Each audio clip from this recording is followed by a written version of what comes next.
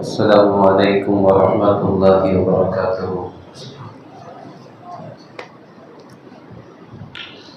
الحمد لله رب العالمين، والصلاة والسلام على رسوله خاتم النبيين وعلى آله الطيبين وأصحابه الطاهرين والمؤمنين والمسلمين كلهم أجمعين. أما بعد، أعوذ بالله من الشيطان الرجيم. بسم الله الرحمن الرحيم. ولتجدن أشد الناس عداوة للذين آمنوا اليهود والذين أشركوا. صدق الله العظيم. وقال رسول الله صلى الله عليه وسلم: من لم يهتم بأمر المسلمين فليس منهم. صدق رسول الله صلى الله عليه وسلم. எல்லா புகழும் அல்லாஹ் ஜல்ல ஷானுஹு தஆலா ஒருவனுக்கு உரித்தாக. ஆமீன். அருமை நாயகம் முஹம்மது ரசூலுல்லாஹ் ஸல்லல்லாஹு அலைஹி வஸல்லம் அவர்கள் மீதும் நற்பாக்கியத்திற்குரிய அவருடைய குடும்பத்தார்கள், சஹாபாக்கள், தாபியீன்கள், தபஅ தாபியீன்கள், அக்தாபுகள், அவுலியாக்கள், சுஹதாக்கள், நாதாக்கள், நல்லவர்கள், குறிப்பாக நம் அனைவரின் மீதும் அல்லாஹ்வின் நல்லருள் என்றென்றும் நிறைவாக நிலவட்டுமாக. ஆமீன் என்று எல்லாம் வல்ல அல்லாஹ்விடத்தில் பிரார்த்தித்து துவங்குகின்றேன். அல்லாஹ் ஜல்ல ஷானுஹு தஆலா திருக்குர்ஆனில் நிறைய இடங்களிலே இந்த வார்த்தையை அல்லாஹ் பயன்படுத்துவான். ஃபசாத் என்கிற வார்த்தை நாம் எல்லாம் பேசுகிற போது புழக்கத்திலே ஃபித்னா ஃபசாத் செய்யாதீர்கள் என்றெல்லாம் ஃபித்னா ஃபசாத் என்கிற வார்த்தையை நாம் சொல்வதை போல குர்ஆனிலே நிறைய இடங்களிலே ஃபசாத் என்கிற வார்த்தையை அல்லாஹ் சொல்லுகிறான். ஃபசாத் என்பது ஒரு குழப்பத்தை ஏற்படுத்துதல், ஒரு சண்டையை ஏற்படுத்துதல், ஒற்றுமையாக இருக்கக்கூடியவர்களுக்கு மத்தியில் விஷமத்தனம் செய்தல், இவைகளுக்கெல்லாம் சேர்த்து தான் அரபியிலே ஃபசாத் என்கிற வார்த்தை பயன்படுத்தப்படுகிறது. குர்ஆனிலே அல்லாஹ் விரும்பாத சில கூட்டத்திற்கு தான், அல்லாஹ் விரும்பாத எதிரிகளுக்கு தான் ஃபசாத் என்கிற வார்த்தையை குர்ஆனிலே அல்லாஹ் பயன்படுத்துகிறான். திருக்குர்ஆனிலே நீங்கள் வழி நெடுகிலேயும் நீங்கள் போய் பார்த்தால் குர்ஆனில் அக்கிரமக்காரர்களை பற்றி பேசுகிற போது ஃபசாத் என்கிற வார்த்தை பயன்படுத்தப்படுகிறது. கொடுங்கோல் ஆட்சியாளர்களை பற்றி அல்லாஹ் பேசுகிற போது அவர்களுக்கு ஃபசாத் என்கிற வார்த்தை பயன்படுத்தப்படுகிறது. அல்லாஹ்வுடைய எதிரிகளை பற்றி பேசுகிற போது ஃபசாத், குழப்பவாதிகள் என்கிற வார்த்தை பயன்படுத்தப்படுகிறது. குர்ஆனில் கெட்ட ஆட்சியாளர்கள் குறித்து அல்லாஹ் சொல்லுகிற போது இந்த வார்த்தை சொல்லுகிறான்: இன்னல் முலூக இதா தஹலு கரியத்தன் அஃப்ஸதுஹா. சில கெட்ட ஆட்சியாளர்கள் இருக்கிறார்கள், அவர்கள் ஒரு ஊருக்குள்ளே வந்து விட்டால் அந்த ஊர்வாசிகளை எல்லாம் அஃப்ஸதுஹா ஃபசாத், அவர்களை குழப்பவாதிகளாக, விஷமத்தனம் செய்யக்கூடியவர்களாக அவர்கள் மாற்றி விடுவார்கள் என்று கெட்ட ஆட்சியாளர்களை பற்றி பேசுகிற போது ஃபசாத் என்கிற வார்த்தையை அல்லாஹ் பேசுகிறான். திருக்குர்ஆனிலே நீங்கள் இன்னும் போய் பார்த்தால் தன்னை இறைவன் என்று பிரகடனப்படுத்தி கொண்ட பாரோ மன்னன் ஃபிர்அவுனை பற்றி அல்லாஹ் சொல்லுகிற போது இன்னஹு கான மினல் முஃப்ஸிதீன், அவன் விஷமத்தனம் செய்யக்கூடிய, ஃபித்னா செய்யக்கூடியவனாக, முஃப்ஸிதீன் ஃபசாதுக்காரனாக இருந்தான் என்று அல்லாஹ் ஃபிர்அவுனை பற்றி சொல்லுகிறான். பணபலத்தை வைத்துக்கொண்டு, காசு பணத்தை வைத்துக்கொண்டு ஆட்டம் போட்ட காரூனை பற்றி அல்லாஹ் குர்ஆனிலே அவன் வரலாறுகளை பேசுகிற போது அல்லாஹ் இந்த வார்த்தையை பயன்படுத்துகிறான்: வலா தபஇல் ஃபஸாத ஃபில் அர்த். நீ பூமியிலே காசு பணத்தை வைத்து ஃபஸாது செய்ய வேண்டாம், குழப்பம் செய்ய வேண்டாம் என்று அல்லாஹ் கெட்டவர்களை பற்றி பேசுகிற போது ஃபஸாத் என்கிற வார்த்தையை சொல்லுகிறான். இன்னல்லாஹ லா யுஹிப்புல் முஃப்ஸிதீன், நிச்சயமாக ஃபசாது செய்கிற, குழப்பம் செய்யக்கூடியவர்களை அல்லாஹ் ஒருபோதும் பிரியப்பட மாட்டான் என்று குர்ஆனிலே கெட்டவர்களுக்கு மட்டுமே பயன்படுத்தக்கூடிய வார்த்தை இந்த ஃபசாத் என்கிற வார்த்தை.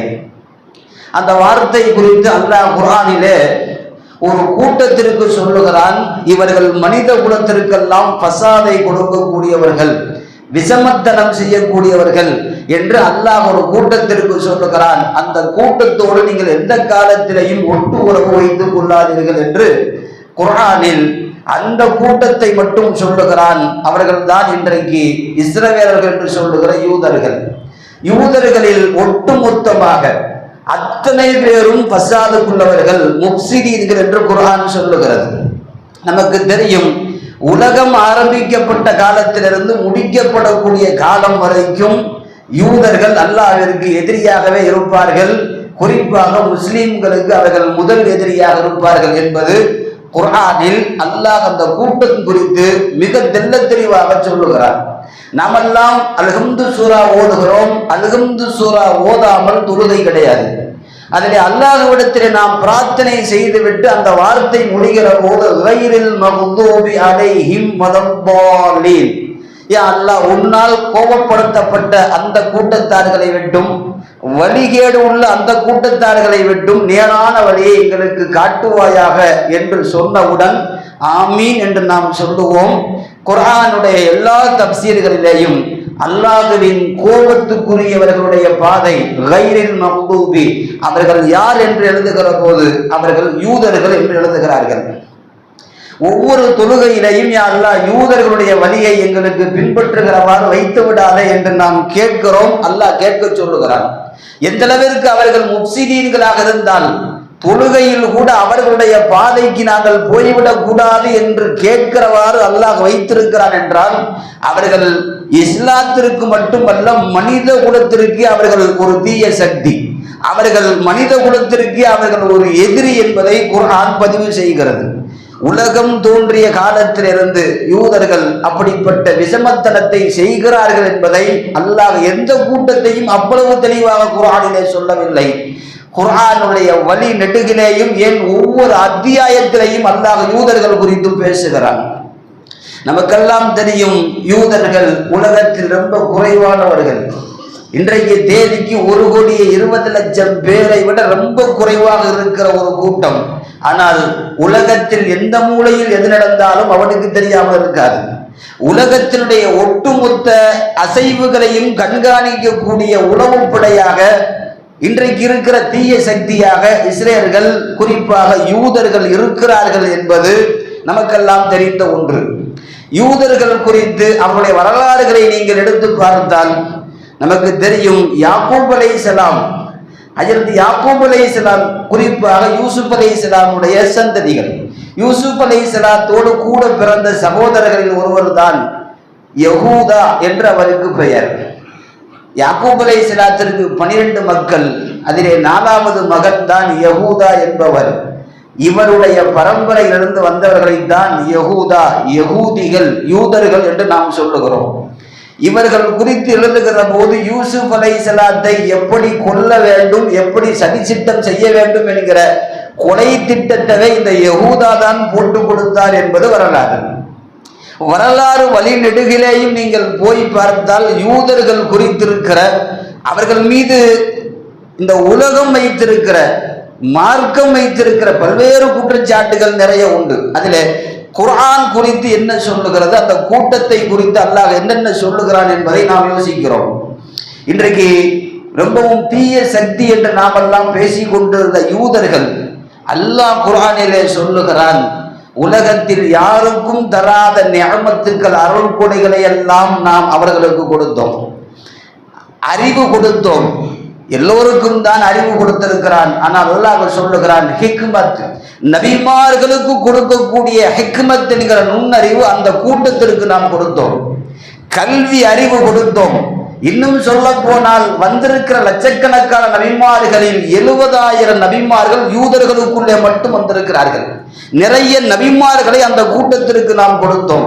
வலக்கத் ஆதைனா பனு இஸ்ராயில், பனு இஸ்ரவேலர்கள் யூதர்களுக்கு நாம் என்னென்ன கொடுத்தோம் என்று அல்லாஹ் குர்ஆனிலே ஒரு பட்டியலே போடுகிறான். நுண்ணறிவு கொடுத்தோம், வேதம் கொடுத்தோம், நபிமார்களில் நிறைய பேரை அந்த கூட்டத்திற்கு அனுப்பி வைத்தோம். இன்னும் சொல்ல போனால் உலகத்தில் யாருக்கும் தராத பெரும் பெரும் நிஅமத்துக்கள், வானத்திலிருந்து மன்னவ செல்வா என்கிற உணவுப் பொருட்களை கூட அல்லாஹ் அந்த கூட்டத்திற்கு தான் இறக்கி கொடுத்தான். நமக்கெல்லாம் தெரியும், வானத்திலே சொர்க்கத்தின் உணவை பூமியில வைத்து சாப்பிட்டவர்கள் அந்த கூட்டம். வானத்தினுடைய உணவுகள் வருகிற போது அல்லாஹ் சொன்னான், அன்னென்ற தேதிக்கு உங்களுக்கு உணவு வரும், அதை யாரும் சேமிக்க கூடாது என்று அல்லாஹ் அந்த மன்னவ சல்வா என்கிற இறைச்சிக்கு அல்லாஹ் சொல்லி கொடுத்தான். யூதர்கள் எல்லா காலத்திலையும் குந்தகத்தை விளைவிப்பவர்கள், அவர்கள் பாவிகள், அவர்கள் எப்போதும் விஷமத்தனம் செய்யக்கூடியவர்கள், சேர்த்து வைக்க கூடாது என்கிற சொல்கிற கட்டளையை தாண்டி அவர்கள் சேமித்து வைத்தார்கள். அதற்கு பிறகுதான் அல்லாஹ் இறைச்சியை அழுகக்கூடிய அளவிற்கு அல்லாஹ் மாற்றி கொடுத்தான். அதுவரை இறைச்சி கெட்டு போகாது, அதுவரை பூமியிலே இறைச்சிகள் கெட்டு போகாத அளவிற்கு அல்லாஹ் வைத்திருந்தான். இவர்கள் அல்லாஹ்வின் கட்டளையை மாற்றிய போது இறைச்சியை பொறுத்தவரை மிக வேகமாக கெட்டு போகிற தன்மையை அல்லாஹ் அங்கிருந்து தான் உலகத்திற்கு கொடுத்தான் என்பதெல்லாம் குர்ஆனிலே அல்லாஹ் சொல்லுகிற இந்த யூதர்களால் இந்த உலகத்தில் ஏற்பட்ட விளைவுகளை குறித்து அல்லாஹ் சொல்லுகிறான். இன்னும் சொல்ல போனால் அவர்களுக்கு கொடுக்கப்பட்ட நியமத்துக்களை போல எந்த கூட்டமும் பூமியில் அனுபவிக்கவில்லை. செங்கடல் நைல் நதி பிளந்து அவர்களுக்கு மட்டுமே வழிவிட்டது. அவர்களுக்காக ஃபிரௌன் அடிக்கப்பட்டான், அவர்களுக்காக ஒரு கடல் வழிவிடுகிறது, கடலை தாண்டி அவர்கள் இறங்கி நடந்து போகிறார்கள். யூதர்கள் நடந்து போனால் அல்லாஹ் அப்படி வைத்திருந்தான், வானத்திலே மேகங்கள் அவர்களுக்கு நிழல் கொடுத்து கொண்டே வரும். யார் போனாலும் மேகங்கள் அவர்களுக்கு தோதுவாக நிழல் கொடுக்கும்.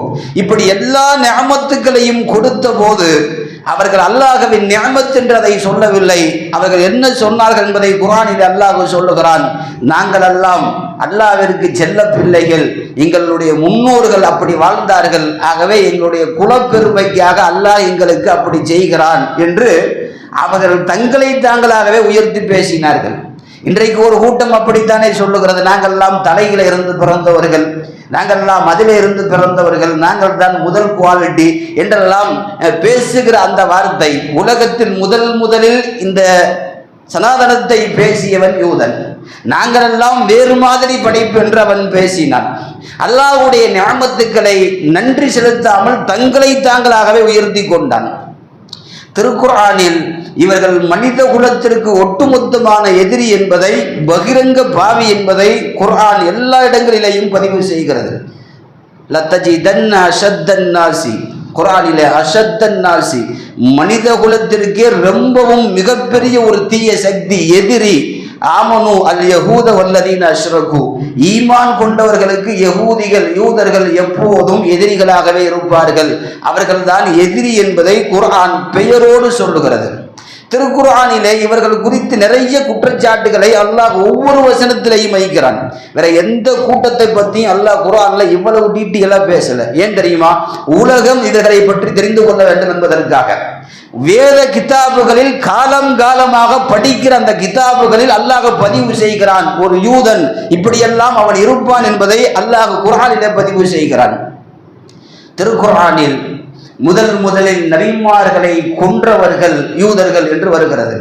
நபிமார்களை கண்ணியம் செய்த, அவர்கள் சொல்லுகிற வார்த்தையை கண்ணியத்தோடு எதிர்கொண்ட அந்த கூட்டத்தில் முதலில் நபிமார்களை கொலை செய்த கூட்டம் என்பது அது யூதர்களையே சாரும். குர்ஆனில் அல்லாஹ் பதிவு செய்கிறான், யுஹர்ரிஃபூனல் கலிம அன் மவாதிஹி. அதே போல அல்லாஹ் இந்த வார்த்தையை சொல்லுகிறான், யக்துலூன அன்பியாஇ பிகைரி ஹக்கி, அநியாயமாக நபிமார்களை கொன்றார்கள். இன்னும் சொல்ல போனால் இன்னா ஃபதஅனா கதல்னால் மஸீஹ, ஈசாவையும் நாங்கள் தான் கொன்றோம் என்று அவர்கள் பேசுகிறார்கள். இன்று வரை அவன் சொல்லுகிறான், ஈசாவை நாங்கள் தான் கொன்றோம். அவர்கள் எந்த மதத்தோடும் ஒத்து போக மாட்டார்கள், அவர்கள் தனி கலாச்சாரமாக இருப்பார்கள். ஆனால் எல்லா மத துவேஷத்திலையும் அவர்கள் முதலிடம் இருப்பார்கள். குர்ஆனிலே நபிமார்களை கொலை செய்த துரோகிகள் என்று அல்லாஹ் சொல்லுகிறான். முதலிலே வேதத்தை கை வைத்து மாற்றிய ஒரு கூட்டம் யூதர்கள். அதுவரை வேதத்தை கண்ணியத்தோடு பார்த்த கூட்டத்திற்கு மத்தியில் தைரியமாய் வேதங்களை எல்லாம் புரட்டி எழுதியவர்கள் யூதர்கள். அல்லாஹ் சொல்லுகிறான், யுஹர்ரிஃபூனல் கலிம அன் மவாதிஹி, முதலில் அல்லாஹ்வுடைய வேதங்களை கைவிட்டு அவர்கள் புரட்டிய வேதங்களின் புரட்டாளர்கள் துரோகிகள் என்று அல்லாஹ் குர்ஆனிலே பதிவு செய்கிறான். திருக்குர்ஆனில் அவர்களுடைய வார்த்தையை, அவர்களுடைய கூட்டத்தில் ஏற்பட்ட எல்லா ஃபித்னாவையும் அல்லாஹ் குர்ஆனிலே சொல்லுகிறான்.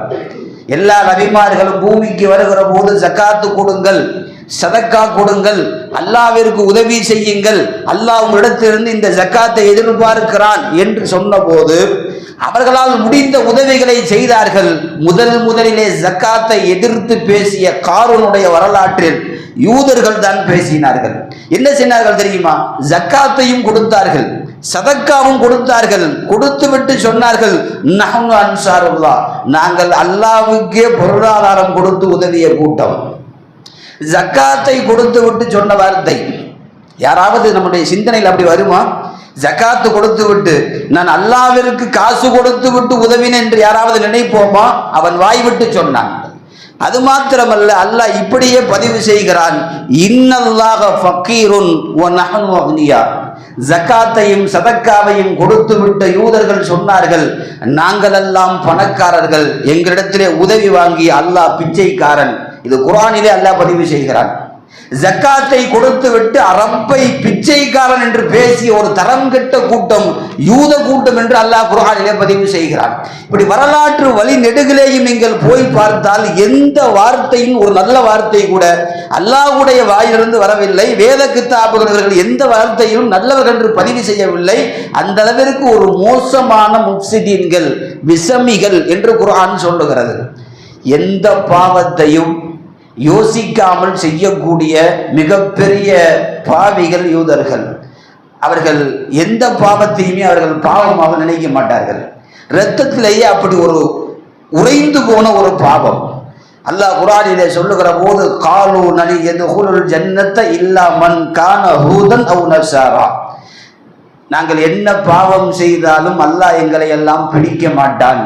ஏனென்றால் நாங்கள் எல்லாம் சொர்க்கத்திற்கு முதலிலே போகக்கூடியவர்கள். நஹ்னு அப்னாஉல்லாஹி வ அஹ்பாஹு, நாங்கள் எல்லாம் அல்லாஹ்விற்கு செல்ல பிள்ளைகள் என்று பேசினார்கள்.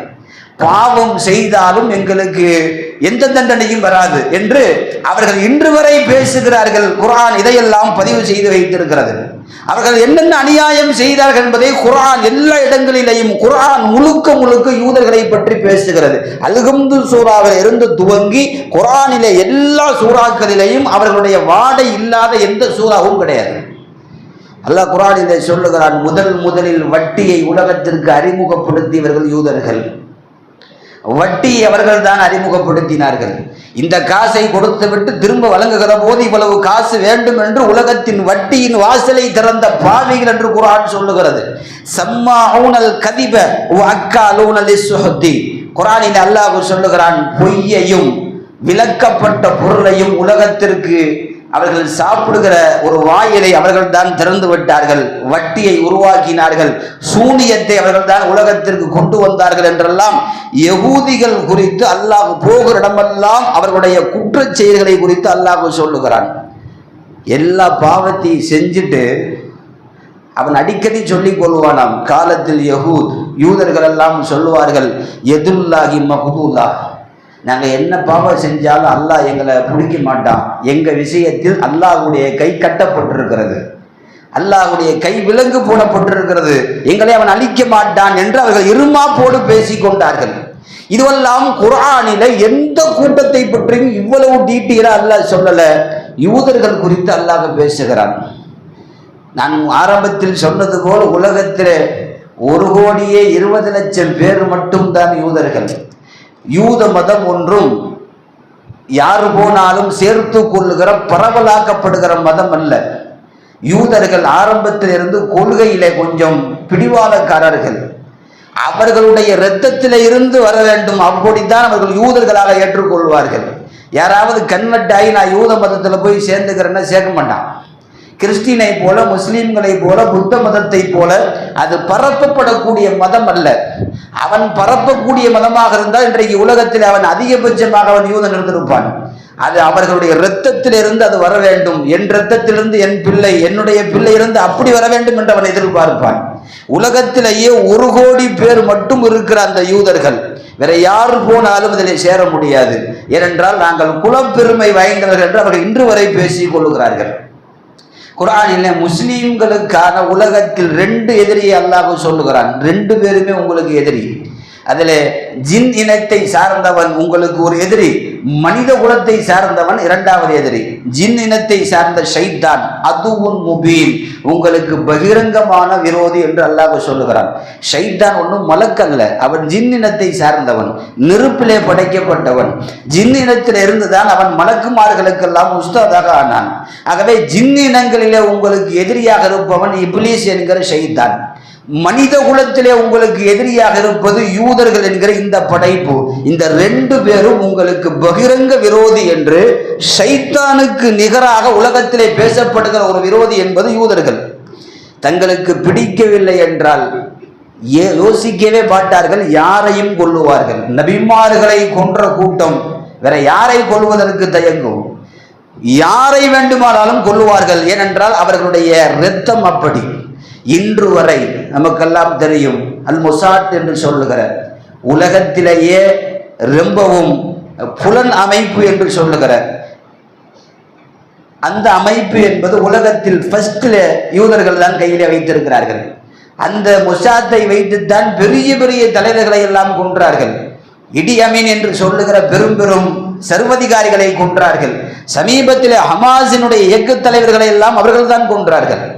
உலகத்தில் யாராவது தன்னை எதிர்க்கிறார்கள் என்று சொன்னால் அந்த எதிரி எங்கு இருக்கிறான், எப்படி இருக்கிறான் என்பதை மொசாத் அறிவிப்பு செய்துவிடும். உலகத்தில் எந்த மூலைக்கு போனாலும் அதனுடைய தகவல்களை மிகச் சிறப்பாக எடுத்துக் கொள்ளுகிற பெரிய ஒரு உளவு நிறுவனம் அவனிடத்தில் இருந்தது, இன்று வரை இருக்கிறது. இன்னும் சொல்ல போனால் நம்முடைய செல்போன்களுடைய ஒவ்வொரு அசைவும் கூட அவனுக்கு தெரியும்.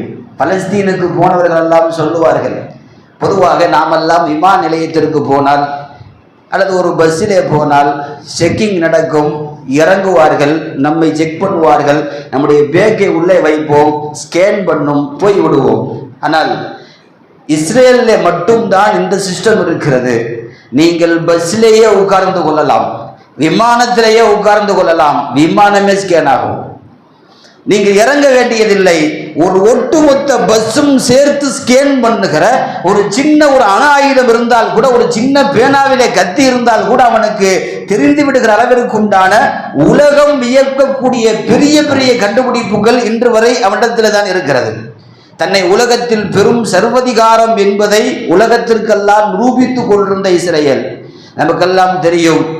இந்த ஒரு வாரத்தில் போன வெள்ளிக்கிழமை அதிகாலையில் ஆரம்பித்த போர் இன்றைக்கு 8 நாள் தொடர்ந்திருக்கிறது.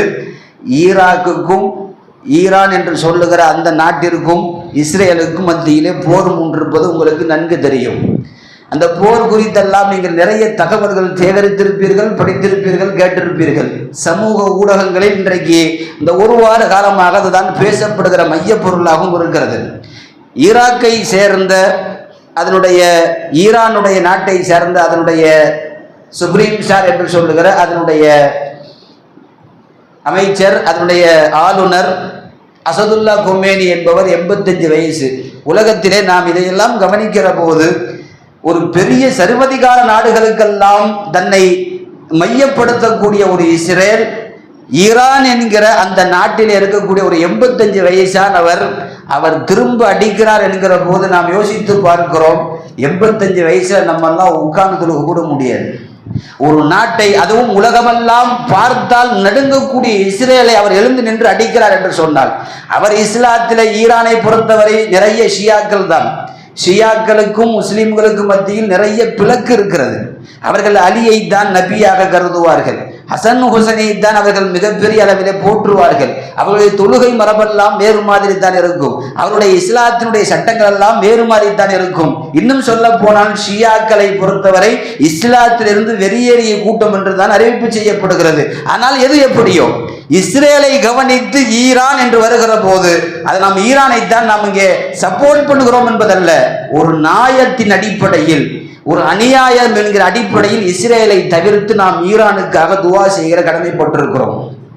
நாம் யோசித்து பார்க்கிறோம், ஈரானிடம் அணு ஆயுதங்கள் இருக்கிறது, யுரோனியங்கள் இருக்கிறது. யுரோனியம் என்பது உங்களுக்கு தெரியும், ஒரு நாட்டிலே அதிகமாக இருக்கக்கூடிய யுரோனியம் என்பது ஈரானிலே தான் இருக்கிறது. ஒரு 2 கிலோ யுரோனியம் இருந்தால் உங்களுடைய காரு 25 வருஷத்துக்கு அது பெட்ரோல் இல்லாமல் போகும். நீங்கள் ஓட்டிக்கிட்டே இருந்தீங்கன்னா 25 வருஷத்துக்கு நீங்கள் பெட்ரோலே போட தேவையில்லை. அந்த யுரேனியத்துக்கு அவ்வளவு பெரிய சக்தி உண்டு. அணு ஆயுதங்களில் அந்த யுரேனியங்கள் பயன்படுத்தப்படுகிறது. அது பேரழிவை கொடுக்கும். உலகத்திலேயே கிட்டத்தட்ட 18% யுரேனியம் இருப்பது ஈரான். இதையெல்லாம் கவனத்தில் வைத்து ஈரானிடம் அணு ஆயுதங்கள் இருக்கிறது, அது இருக்கிறது என்றெல்லாம் இதற்கு முன்னால் சதாம் ஹுசைன் இருந்தபோது ஈராக்கை எப்படி சொல்லி அழித்தார்களோ அதே போல இஸ்ரேல் தனக்கு ஒத்து வரவில்லை என்று சொன்னால் எந்த நாட்டின் மீதும் அவன் கை வைப்பான். இதற்கு முன்னால் லெபனானை அடித்தான், யமனை அடித்தான். இப்படி எந்த நாட்டை அவன் விரும்புகிறானோ அடிப்பான். ஆனால் அமெரிக்கா எங்கு அடித்தாலும் இஸ்ரேலுக்கு சப்போர்ட் செய்யும். ஏனென்றால் அமெரிக்காவுடைய கள்ள குழந்தை தான் இஸ்ரேல். இன்னும் சொல்ல போனால் அமெரிக்காவுடைய ஒட்டுமொத்த அணு ஆயுத கிடங்குகளும் இஸ்ரேலில் தான் இருக்கிறது. ஆகவே அமெரிக்கா இஸ்ரேலை எந்த காலத்திலையும் விட்டு கொடுக்காது. அவன் எந்த நாட்டை அடித்தாலும் ஏகாதிபத்திய நாடாக இருக்கிற அமெரிக்கா இஸ்ரேலை தான் சப்போர்ட் செய்யும்.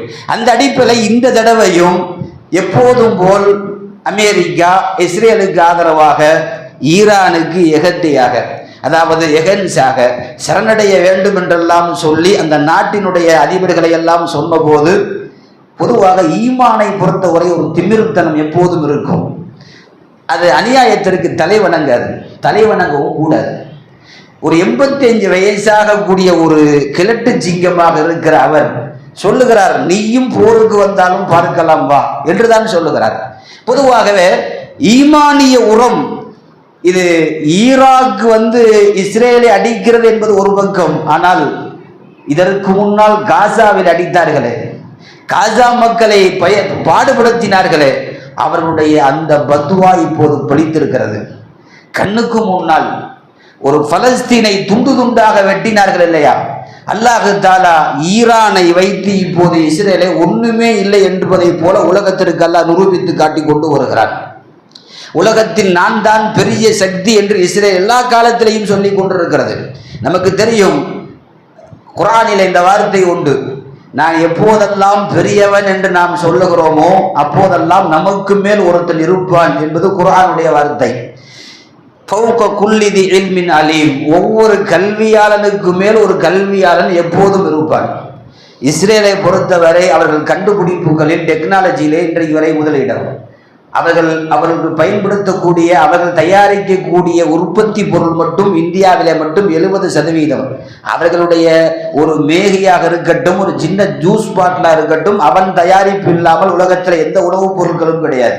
அப்படி தன்னை சர்வதிகாரத்தனமாக வெளியாக்கி கொண்ட இஸ்ரேல், அவன் அடிக்கடி சொல்லிக் கொண்டே இருந்தான், அயர்ன் டோம் என்று சொல்லுகிற வானவியல் பாதுகாப்பு. அதாவது அவர்களுடைய வான எல்லைக்குள்ளே எந்த ஒரு அநியாயமாக ஒரு ராக்கெட்டுகள் வந்தாலோ அல்லது தாக்குவதற்காக வேண்டி ஏதாவது ஒரு ஏவுகணைகள் வந்தாலோ அந்த நாட்டினுடைய அந்த அயர்ன் டோம் என்கிற வான பாதுகாப்பு எப்படி தெரியுமா? அந்த எல்லைக்குள்ள ஒரு சின்ன குண்டூசி வந்தாலே பூமிக்குள்ள இருக்கக்கூடிய ஏவுகணைகள் தானாகவே ஆக்டிவேட் ஆகிவிடும். தானாகவே அதை அடித்து துவம்சம் செய்துவிடும். ஒரு சின்ன ஒரு குண்டூசியாக உள்ளே அவர்களுக்கு எதிராக போனாலும் கூட அது எங்கு போகிறது, எங்கு பறக்கிறது என்பதை இலக்கை வைத்து ஒவ்வொரு அணுகுண்டுகளும் ஒவ்வொரு ஏவுகணைகளும் தானாகவே போய் தாக்கக்கூடிய அளவிற்கு உலகத்திலேயே இஸ்ரேலில் மட்டும்தான் இப்படி ஒரு பாதுகாப்பு இருந்ததாக இன்று வரை உலகம் நம்பியது. அது உண்மையும் கூட. ஆனால் ஈரான், அல்லாஹு அக்பர், அவனுடைய வான எல்லையெல்லாம் தாண்டி அவர்கள் போடக்கூடிய அந்த இலக்கு, அவர்கள் அந்த சாட்டிலைட்டை அனுப்பி வைக்கிறார்கள், அந்த மிஷன்ஸை ஏவுகணையை அனுப்பி வைக்கிறார்கள். அந்த ஏவுகணையை இந்த யூதர்களுடைய அந்த ராக்கெட்டுகள் தாக்குகிற போது அந்த இலக்கை மாற்றி கொண்டு மீண்டும் அந்த இலக்கை தாக்குகிறது. யோசித்து பார்க்கிறோம், ஒரு இஸ்ரேலிடம் இல்லாத ஏவுகணை உலகத்தில் எங்கேயும் இல்லை என்று பேசிக் கொண்டிருந்த அந்த ஏவுகணையை கூட திசையை மாற்றி போய் மீண்டும் அவன் ஏவுகணையை அந்த இடத்திலேயே வைத்து பொசுக்கக்கூடிய அளவிற்கு ஒரு ஈரானிடம் இவ்வளவு பெரிய கல்வி அல்லாஹ் கொடுத்திருக்கிறான் என்பது இங்கே கவனத்தில் வைக்க வேண்டும். ஒவ்வொரு கல்வியாளர்களுக்கு மேல் அல்லாஹ் ஒரு கல்வியாளரை வைத்திருப்பான். யாரையும் நாம் பெரியார் என்று நினைத்து விடவே கூடாது. பொதுவாக இந்த போர் ஒரு விதத்தில் நமக்கு நல்லதும் கூட. இஸ்ரேல் தன்னுடைய தோல்வியை கொஞ்ச காலத்திலே ஒத்துக்கொள்ளும். அமெரிக்கா இறங்காமல் இருந்தால் கண்டிப்பாக இஸ்ரேல் தோத்து போகும். ஏனென்றால் சமீப காலத்தில் 2 வருஷமாக ஒரு காசாவை என்ன பாடுபடுத்தினார்கள் நமக்கு தெரியும். ஒரு சொந்த ஊரில் இருக்கக்கூடியவர்களை அகதியாக மாற்றினார்கள். 1947 வரை அங்கே இஸ்ரேல் என்கிற நாடு கிடையாது, அது பலஸ்தீன். உள்ளே அகதிகளாக பேண்ட் கூட இல்லாமல் மேல் ஜட்டையோடு வந்த ஒரு அகதி கூட்டத்தை உலகத்தில் எந்த நாடும் தங்க வைக்கவில்லை. ஏனென்றால் யூதர்கள் தெரியும், வந்தால் என்ன செய்வார்கள் என்று தெரியும். எந்த நாடும் அடைக்கலம் கொடுக்காமல் நாடு நாடாக அவர்கள் நாடோடிகளாக போன போது பலஸ்தீன் சாதாரண பூமி அல்ல, உலகத்திலே வந்திருக்கிற பெரும் பெரும் நபிமார்களுடைய பிரதான பிறப்பு பூமி பலஸ்தீன். பலஸ்தீனில் தான் பிறந்தார்கள். ஹஜரத் ஈசா அலைஹிஸ்ஸலாம் உள்ளிட்ட, மூசா அலைஹிஸ்ஸலாம் உள்ளிட்ட, தாவூத் அலைஹிஸ்ஸலாம் உள்ளிட்ட, சுலைமான் அலைஹிஸ்ஸலாம் உள்ளிட்ட, ஏன் உலகத்திலே வந்திருக்கிற 70,000 நபிமார்களுடைய பிறப்பும் அடக்கஸ்தலமும் அந்த ஊரில் மட்டும்தான் இருக்கிறது. பலஸ்தீன் நபிமார்களுடைய பூமி. அப்படிப்பட்ட அந்த பலஸ்தீன் மக்கள் வந்திருப்பவர்களுக்கு ஆதரவு கொடுத்து தங்க வைத்தார்கள்.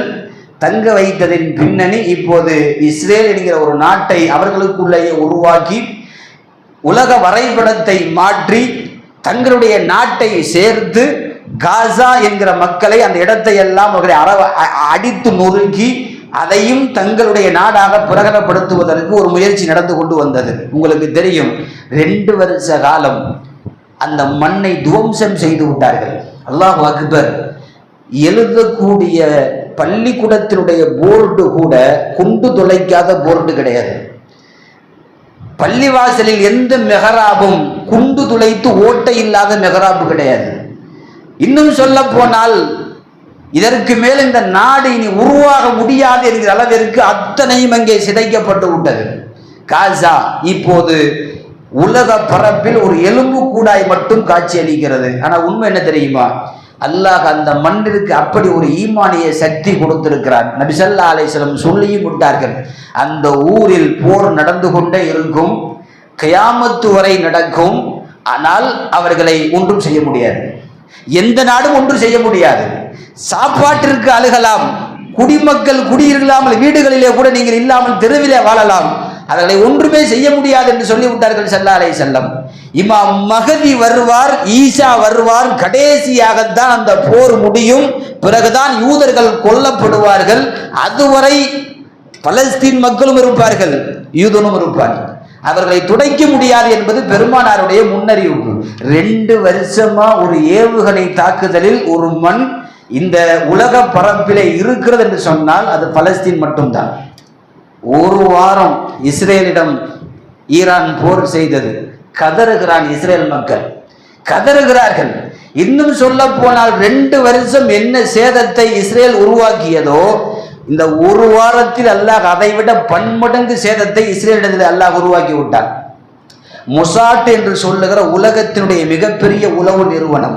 உங்களுக்கு தெரியும் என்னென்ன நிறுவனம், தனியாக ஒரு மொசாட் என்ற புஸ்தகமே இருக்கிறது. அந்த புஸ்தகத்தை நீங்கள் பார்த்தாலே தெரியும், பின்பக்கத்தில் எழுதிய ஆசிரியர் அதை குறிப்பாகவே எழுதியிருப்பார் அட்டைக்கு பின்னாடி.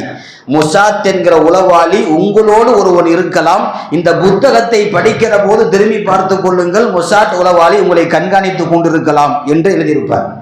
அவ்வளவு பெரிய அரக்கத்தனமான உளவுத்துறை மொசாட்.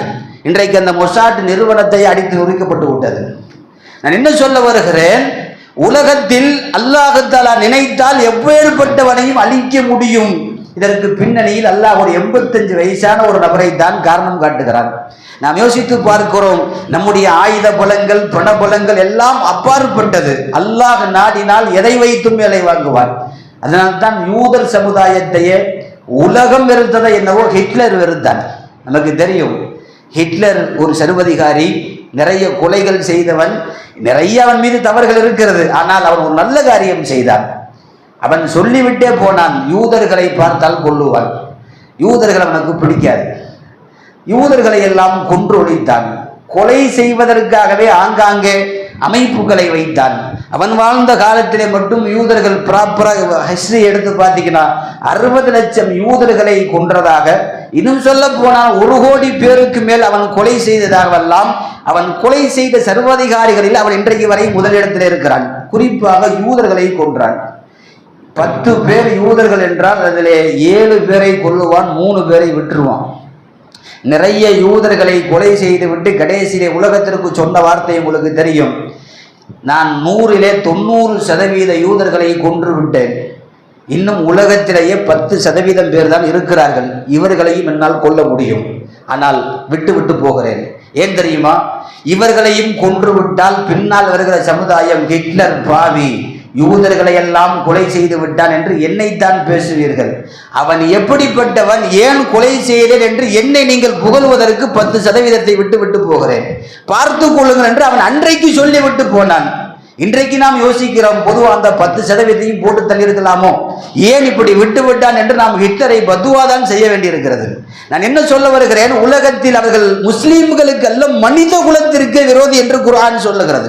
இந்த 2 வருட காலமாக அந்த பலஸ்தீன் மக்களை அவர்கள் படாத பாடுபடுத்தினார்கள். சொந்த ஊரிலே அகதிகளாக வெளியில போக முடியாது. கர்ப்பிணி பெண்களை கொன்றார்கள், குழந்தைகளை கொன்றார்கள். இன்னும் சொல்ல போனால் உலகத்திலேயே அதிகம் விதவைகள் இருக்கக்கூடிய நாடுகளின் பட்டியலில் இப்போது ஆப்கானிஸ்தான் முதலிடம். அதிகமான இளம் விதவைகள் ஆப்கானிஸ்தான் முதலிடம் இருக்கிறது, முஸ்லிம் விதவைகள். 2வது அங்கே பலஸ்தீன். நிறைய விதவைகள் இருக்கிறார்கள், குழந்தைகள் ஊனப்பட்டிருக்கிறார்கள், நிறைய வாலிபர்கள் இல்லாமல்.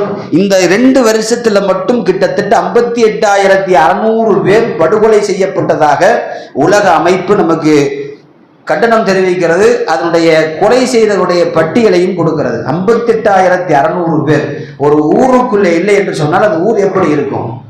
நாம் யோசித்து பார்க்கிறோம். இப்படியெல்லாம் நிறைய அட்டூழியங்கள் செய்த போது பலஸ்தீன் மக்கள், அவருடைய ஈமான் எப்போதும் தாவூத் அலைஹிஸ்ஸலாத்தினுடைய பின்னணியிலே வந்தவர்கள், கண்கள் எப்போதும் அவர்களுக்கு கொஞ்சம் லைட்டு ஊதாவாகத்தான் இருக்கும். தாவூத் அலைஹிஸ்ஸலாத்தினுடைய கல் அப்படித்தான் இருந்தது. அந்த பரம்பரையிலே வந்தவர்கள் அவர்கள் எந்த காலத்திலையும் அவர்கள் ஈமான் இல்லாதவர்களோடு சமரசம் செய்யவே மாட்டார்கள். நீங்கள் அந்த ஊரை நீங்கள் போய் பார்த்தால் தெரியும், போனவர்களுக்கு தெரியும். அவர்கள் ஒன்றுமே இல்லாமல் ஒரு சின்ன குழந்தையிடம் நீங்கள் துப்பாக்கியை தூக்கி காட்டினால் கூட அவன் கல்லை எடுத்து காட்டுவான். அது தாவூத் அலைஹிஸ்ஸலாம் செய்த பாணி. ஜாலூத்தை பெரும் மன்னனை அழிப்பதற்காக தாவூத் அலைஹிஸ்ஸலாம் ஒரு 17 வயசு பையன் வந்து நின்ற போது அவன் வாளை உருகினான். தாவூத் அலைஹிஸ்ஸலாம் கல்லை எடுத்துத்தான் அடித்தார்கள், கொன்றார்கள் என்று வரலாறு சொல்லுகிறது. அந்த இரத்தத்திலே வந்தவர்கள் தான் பலஸ்தீன்கள், காசா மக்கள். நீங்கள் AK-47 எடுத்து வைத்தாலும் அவர்கள் கையில தஸ்மீன் எடுத்து காட்டுவார்கள். அவர்கள் எல்லோரும் பத்துவா செய்தார்கள், யா அல்லாஹ் இந்த இஸ்ரேலுக்கு எதிராக நீ ஏதாவது ஒன்றை அனுப்பு. பொதுவாக ஒவ்வொரு ஃபிரௌன் பிறக்கிற போதும் கூட அல்லாஹ் ஒரு மூசாவையும் சேர்ந்துதான் அனுப்பி வைப்பார். அது அந்த காலகட்டத்திற்கு தோதுவாக வெளிப்பட்டு விடும். இஸ்ரேலுக்கு அநேகமாக அந்த 85 வயசு அவர் மூசாவாகத்தான் இன்றைக்கு பார்க்க வேண்டியிருக்கிறது. உண்மை அருமதுதான். கிட்டத்தட்ட இஸ்ரேல் எதுவெல்லாம் தன்னுடைய நாட்டினுடைய பெரிய ஆயுதம் என்று சொன்னதோ அதையெல்லாம் காலி செய்து விட்டது ஈரான். இதுக்கு பின்னணியிலே காசா மக்களுடைய பத்துவா. ஒவ்வொருவரும் மௌத்தாகிற போது கையினுடைய விரல் அத்தகையாத்திலே மட்டும்தான் இருந்தது. அவன் பார்த்து கொள்வான் என்கிற கை மேலோங்கி இருந்தது. குர்ஆனிலே ஒரு வசனம் உங்களுடைய கவனத்திற்கு வைத்துக் கொள்ளுங்கள். லா தஹஸபன்னல்லாஹ காஃபிலன் அம்மா யஅமலுல் ஸாலிமூன். நீங்க ஒருபோதும் அநியாயக்காரர்கள் அநியாயம் செய்கிறார்கள், அவர்கள் நல்லா தானே இருக்கிறார்கள் என்று நீங்கள் எண்ணி விட வேண்டாம். குர்ஆனில் அல்லாஹ் சொல்லுகிறான், என்ன பாவம் செய்யறவன் செஞ்சுட்டு தான் இருக்கிறான், நான் தான் தொழுதுட்டு இருக்கிறேன், அவன் நல்லா தானே இருக்கான் என்று நாம் பேசுவோம் இல்லையா? அல்லாஹ் குர்ஆன்ல சொல்றான், அநியாயம் செய்யக்கூடியவர்கள் நல்லா தானே இருக்கிறார்கள் என்று நீங்கள் எண்ணிக்கொள்ள வேண்டாம். இன்னமா யுஅக்கிருகும் லியௌமின் தஷ்ஹஸு ஃபீஹில் அப்சார். அல்லாஹ் தஆலா ஒரு நாளுக்காக வேண்டி விட்டு வைத்திருக்கிறான். பார்வை நிலை குத்தி நிற்கிற ஒரு நாள் வரும், அப்போது அல்லாஹ் பிடிப்பான், நீங்கள் பார்ப்பீர்கள். குர்ஆனுடைய தஃசீர்ல 2 விஷயம் எழுதுறாங்க. ஒன்று, பார்வை நிலை குத்தி நிற்கக்கூடிய ஒரு நாள் என்பது சக்கராத்து காலம். அதுல உங்களுக்கு யாரும் உதவி செய்ய முடியாது, இது ஒரு காலம். 2வது ஒரு காலம் இருக்கிறது, அல்லாஹ்வுடைய வேதனையை உங்களுக்கு பிடிக்கப்படுகிற போது சுத்தி எல்லாரும் பார்ப்பாங்க, ஒன்றும் செய்ய முடியாது. ஃபிரௌன் தனியா போய் கடல்ல விழுந்து சாகல, கிட்டத்தட்ட 6 லட்சம் பேர் சுத்தி நின்னாங்க.